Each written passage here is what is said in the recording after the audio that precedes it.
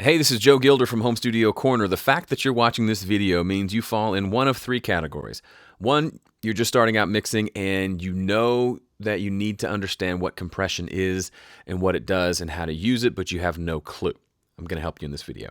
Two, you understand compression, you've got a good idea of what it is and what the buttons and knobs do, but you're still having a hard time getting it to do what you think it's supposed to be doing. Or three, you're a compression master and you got on this video by accident. If you're in the third category, you may learn something here, but you probably want to move on to something more fun and advanced. For the other two categories, I'm going to help you in this video.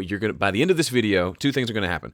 One, you're going to have a better understanding of what compression is and what it does, so you can start experimenting with it in your mixes with a little bit more confidence. And two, I'm going to give you a free resource that'll help you get your mixes better as well. Because while compression is important, it's only one piece of a bigger puzzle, a bigger pie, and we'll get to that in a minute. So let's zoom in and dive in to compression. So what is compression? Compression is a tool that we use all the time in mixing along with EQ. So an EQ is an equalizer. It adjusts different frequencies, lets you boost and cut in all the different frequency ranges. EQ is pretty easy to understand. Compression has to do with volume. It turns things down when they get too loud. But in doing so, it reduces, and you've probably heard this before, it reduces the dynamic range. Meaning, if I talk loudly and then I talk quietly, and I slap a compressor on that, it's going to turn the loud parts down. Now, the loud parts are closer, literally closer in volume to the quieter parts, which means I can then turn the whole thing up. Now, you hear the loud parts and you hear the quiet parts, and they're closer to the same volume, which makes it easier to hear. That's a very quick and probably overly simple explanation of what a compressor is and what a compressor does. Now, every compressor can be a little bit different, but generally, until you get in some of the analog models of like 1176s and LA2As, they don't fall into the kind of normal category. But any system you use that has a compressor plug-in will have these components that you see in front of you. They may be labeled slightly differently, they may look a little different, but I'm using the stock compressor inside of PreSonus Studio One to demonstrate this for you. So let's go through the different components of a compressor and talk through what they do. Threshold. This is the one that you've probably heard of and messed with. So if I hit play on this audio underneath, let's see if it will actually do something. Okay, so there's audio coming through. I'll turn the compressor on. You can't hear it right now because I've got it muted. So we can see that this is the input level and this is the output level. The threshold is this little dot right there. That's the point at which, when the signal gets louder than that threshold, some compression starts happening. It starts turning it down. If I pull the threshold down, more compression happens. And you can see that by this little meter here is showing my gain reduction. It's telling me by how many dB the compressor is turning the signal down. It's just doing that automatically. Now, a couple of things. Once the signal crosses the threshold, the question is, how much is it going to turn it down? Is it going to turn it down a little bit or a lot of bit? Well, the knob that determines that is this ratio knob. If we turn this up, and some go all the way up to infinity, some go up, this one goes to 20 to 1, you can see it's now compressing it by 18 dB versus before it was just compressing it by 4 to 8 dB. So there's more turning down happening based on the ratio. Quick rule of thumb, I tend to stick in the 2 to 4 to 1 ratio range. 2 to 1, 4 to 1, and then occasionally I'll go up higher if I need to go aggressive. But at some point, it all kind of sounds the same, and I don't think the ratio is not one of those settings you're going to sit here and tweak in tiny little increments and really get much of a difference. Okay, just set it somewhere and then adjust the other components because that's going to make a bigger difference. So threshold tells me, okay, at what point in the volume, when the signal gets above a certain level, do we start compressing? This is very arbitrary. You just kind of pull it down until some compression starts happening, and then you listen to what's happening there. The knee. This isn't on every compressor, but if you look at the diagram here, if I turn this knee all the way down, you'll see it becomes a sharper angle. And if I turn it up, it's a smoother roll-off. The way that works essentially is, instead of compression happening as soon as the signal crosses the threshold, it starts happening a little bit down here below the threshold and then is eventually doing full compression once it gets above the threshold. So instead of going from I'm not compressing to I'm compressing, it kind of goes to, okay, I'm compressing a little bit, and now I'm up to the threshold and I'm doing the normal compression settings. All I can tell you is that sounds a little smoother when you have a little bit of a knee on there. it's, again, not one of those things you're going to tweak and hear much of a difference. So don't freak out if you don't hear a difference. Okay, over here on the right-hand side, these are the two most important, well, these three are the three most important knobs: attack, release, and gain. Some compressors have an input volume. I almost never touch that unless this track is just really quiet or really loud and I need to turn it down, but I usually deal with that elsewhere. That's another video for another day. Gain. So this is called gain. Sometimes it's called maybe volume or makeup gain. As you can imagine, if we start doing some compression like we're doing, say, here, we're turning this drum track down by 7 or 8 dB. That means it's going to sound quieter than it did before. Well, that's not necessarily a bad thing, but to hear what's happening with the compression and hear what the tonal changes that are happening, we need to use this makeup gain over here to get the volume back to where it was before, so that when we turn the compressor on and off, we're hearing it at roughly the same volume, which allows us to hear really what's happening. If all we're hearing is volume difference, we're going to think the louder one always sounds better. It's just kind of the way we're wired. If we make those volumes before and after match more, then we can actually hear what's happening. Let me demonstrate that for you really quickly.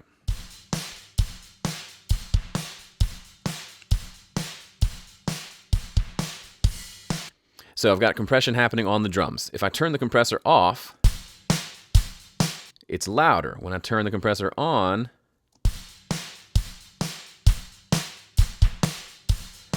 you listen to that and you might say, yeah, it sounds better when the compressor's off because it's louder. All we got to do is increase this makeup gain to where now when I click the volume on and off, it should be roughly the same volume.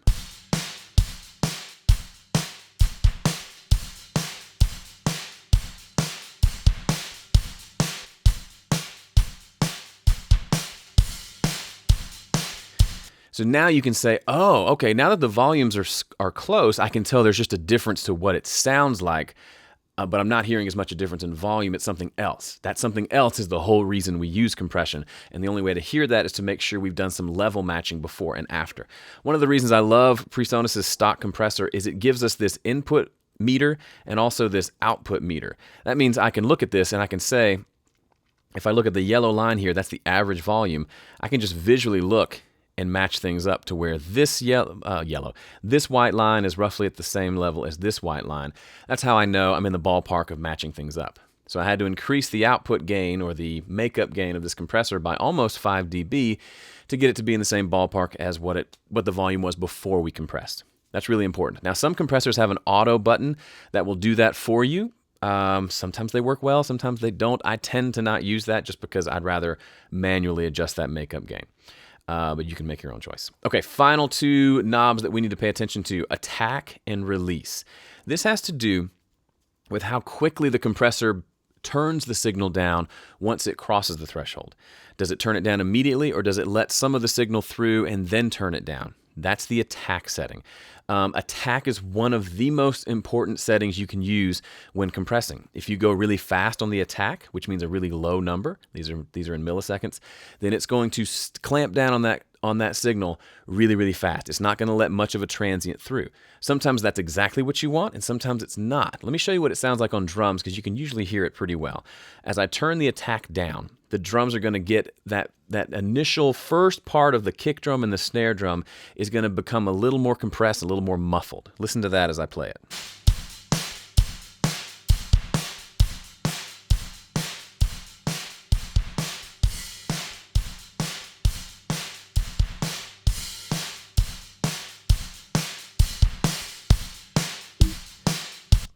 Do you hear how much punchier the drum sounded when I turned the attack up? For drums, and this is my personal preference, I like to leave some attack time in there so that that punch can come through. I've seen a lot of people, they'll set up compressors on their drum bus and the attack time will be down here at 1 or 2 milliseconds, and they say, man, my drums don't have any punch. And I say, yo bro, just turn that attack knob up to about 20 or 30 and listen to what happens.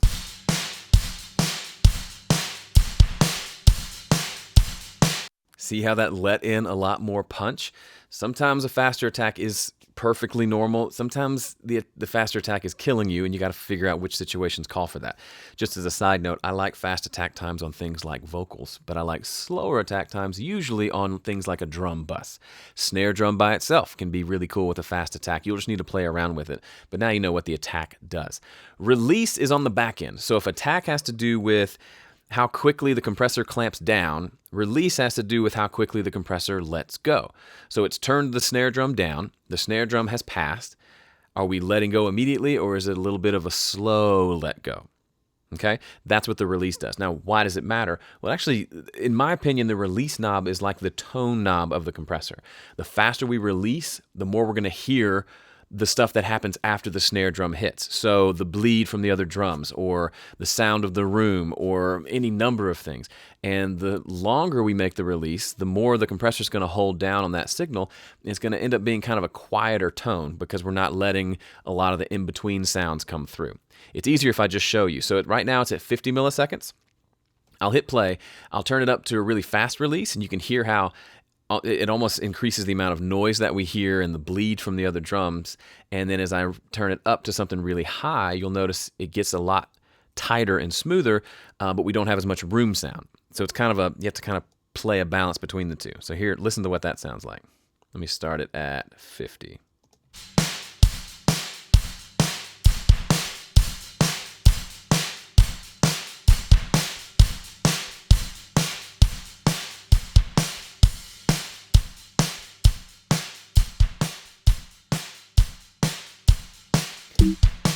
Now, so could you hear that? As we increase, especially as we increase the release time, it kind of stayed clamped down. This volume stayed down here a lot longer, and the drums got a lot quieter, and there wasn't as much room sound. Now, you could argue with that much of a release time, when we went up here to like 1 second, it's essentially not compressing anymore because the volume's it's just like we turned down the fader.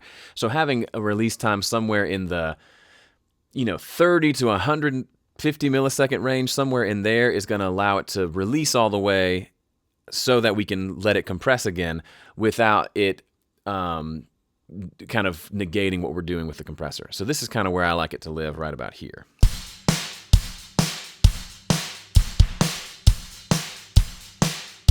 But if I move it up to 160, it smooths out the drums a little bit and kind of tames that room sound that we have on our drum bus. So it's a very useful tool. I consider it kind of a tone knob or a background sound knob. Again, a lot of compressors will have this auto button or adaptive button. I don't use those. I like to just set these manually. And there's a lot of knobs here. It's one tool, but there's, what do we go over? Like 7 different knobs that we need to use to get our compressed sound. That's why it can be overwhelming. But now that you know what each one of them does, then you can really dive in and start to experiment with some of this stuff. Use some of the settings that I showed you here. In fact, if you want to copy this, these are my default settings for my compressor in Studio One.